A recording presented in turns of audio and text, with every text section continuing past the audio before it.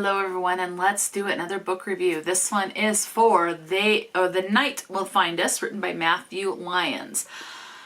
I ended up giving this one a 3 stars. This is a straight up horror. There's a lot of triggers in this.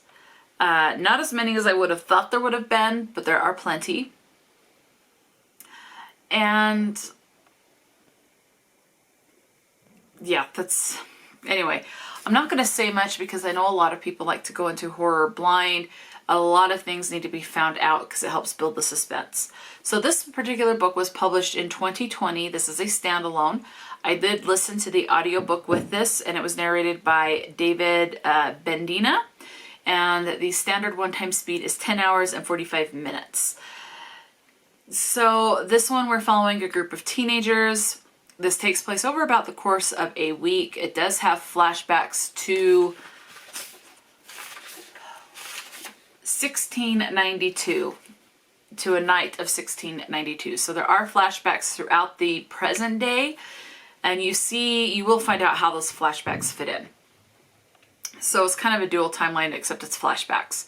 So we're following a group of teens. They have finished their junior year of high school. They're about to enter their senior year, and so for summer they decide to go camping. Someone basically brings a gun to the party, and all hell breaks loose, so to speak, or the shit hits the fan. Whatever phrase you want to use, that's what you use, and that's what happens. So people start to die, and then you start to feel like there is this presence in the woods, and you're trying to figure out, is it from the person that brought the gun? Is it a supernatural thing? Is it all in their head? Is there someone else that's stalking the kids? And yeah. So you do have death of a child, except this person's like 17. They're a teenager, but it is someone's child. Okay. A couple of things to be aware of. They're camping, building a fire, and things like that. So I really can't say much without going into spoiler territory. I want you to find things out on your own, especially with a horror book. Just know that these teenagers go camping and people start to die. Okay? And there's, I think, 6 teenagers that go camping. They're going to this place that one of the teenagers has gone to with his dad before. And there are 2 teenagers in here who are actually cousins, and you do see that relationship with them. Okay, so you have alcoholism as talked about. You have body horror, and it does get gory. You have suicide and talk of suicide. You have bullying. You have a parent that is missing. You have suicidal ideation, and you have self-harm. So now let's go into kind of the words that you can expect to hear or see in this. You have, and I tried to break this down, so instead of like just saying the word shit and it having different variations, like shitty or bullshit and things like that, I tried to break it down. So, and you'll kind of get that. And this is really the first time I've done that, so you'll kind of see how I'm going to try to do this moving forward. We'll see how it works. So at one point, you have the word wise ass comes up 1 time. Bitching comes up 1 time. The word dickhead comes up once. The word, I hate this word, but the word cunt comes up 1 time. And the phrase, and I decided to put this in because I know this can be really triggering to some people, but the phrase kill yourself comes up 1 time as well. And thankfully it's just the 1 time, but it does come up in there. Now there are sometimes some of these words were used that I thought it's in there just to try to be kind of like a shock factor because it's a horror. Sometimes I felt like these words and terms did not need to be in there. I felt like it was a bit overdone a lot of the times with the language. And it kind of made the story feel a little choppy in my opinion. And I felt like if it was used less, it would have been a little bit more smooth sailing, which would have increased the suspense, because I did feel like with the amount and how choppy it made it, it did take away from the suspense and away from the story. That's my own opinion, but that's my thinking on that. Okay, so the following words come up 2 times. You have balls, and not with like the Sporting equipment, like a basketball or anything, I am talking about male anatomy. That comes up 2 times.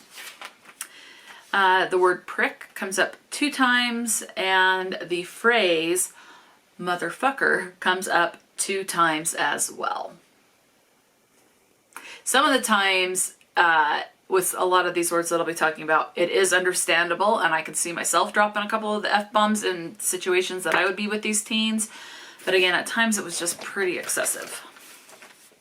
And I don't remember if the phrase I just said was one of those that was in excess, and if it was used more for shock value or not. Another word that comes up 2 times is tits. And I don't remember there being a point. See, I've forgotten some of this. For me, there are parts that, because of how choppy it was, a lot of the stuff ended up being kind of forgettable to me. Okay, so moving on for more words that people will want to be aware of. You have the word porn coming up 3 times, and that's just more like so-and-so was watching porn on their phone or something like that. So porn is mentioned 3 times. That one I do feel like, what was the point of that? Just say they're messing on their phone and leave it at that. Do you have to mention that there was porn? Who cares? I feel like that was in there just for shock, and it was pointless. You have the word, and this is another word I absolutely hate, and that word is pussy, 3 times. The word dick comes up 4 times. And then you have the word damn comes up 5. The word Lord comes up 6 times. The name Christ comes up 7 times. Again, I think it was mostly for shock value. It is not done in religious purposes or anything like that. I think it was just for shock value. Didn't make sense and was kind of pointless to be in there.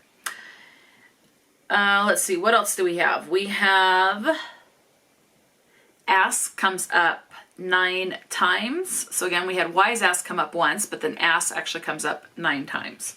All right, now we are into double digits. We have the phrase, and I quote it, I don't like it, but the phrase goddamn comes up 15 times. Asshole comes up 16. The name Jesus comes up 17. Bullshit comes up 18. I don't mind that one. That one's actually kind of fun to say. Bullshit. That one's kind of fun to say. I enjoy saying that one. I don't say it a lot, but it's a fun phrase. I do admit that. And then we have the name God comes up 31. But as I said before, the other one with damn associated with it was 15. So otherwise it would have been like, on top of the 31, I would have added the 15 and then added 15 to damn. And I was just like, let's just kind of break it down a little bit more with how it's actually in the book. So anyway. And the last 3 words, hell comes up 47 times. That word that when it came up was definitely understandable to me. Like there would be a strange noise that occurs and then it's like, what the hell was that? Or how the hell could you think that? Why the hell did you do that? Things like that. That was much more understandable and more realistic in my opinion. That word, along with the word shit. Okay. That again, more understanding, more realistic. Most of these other words I think were just thrown in there for shock and to kind of increase word count is the feeling that I got and made it as choppy as it was. But shit came up 112 times. Okay. And then the last word that came up is fuck, and that was 122 times.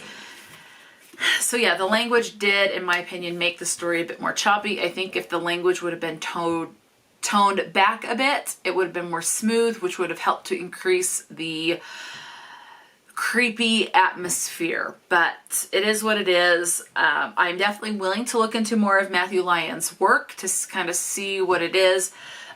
I did, as I think I have said, I ended up giving this one 3 stars. You know, I mean, I was intrigued to find out what was going on, and I just wish it wasn't quite so choppy feeling, you know. So this takes place in some woods, and it's definitely could have been a creepy setting. At times it started to get that way, but then that language would start up and then it would just kind of throw it out the window. So 3 stars tends to be pretty standard for me with a lot of horror, especially when the language is a bit more rocky and rough, because it does take away from the atmosphere, in my opinion, because it can be pretty jarring and stuff. So, I mean, yeah, let me know. Have you read this book, The Night Will Find Us? Have you read anything else by Matthew Lyons? Are you intrigued to pick this up? Or with the language that I have said, are you kind of like, not for me? One other thing, you do have some teenagers who do smoke cigarettes, so do be aware of that. And I think at one point, if I remember right, 2 of the teenagers are boyfriend and girlfriend, and they enter their tent and have sex. So, and it's more along the lines of they entered and the other teens knew what they were doing, but they're not going to say anything about it.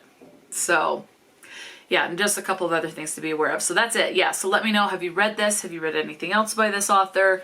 What are your thoughts on this? So yeah, talk to me in the comment section below. And until next time, stay true to yourself and enjoy a good book. And I'll talk to you later.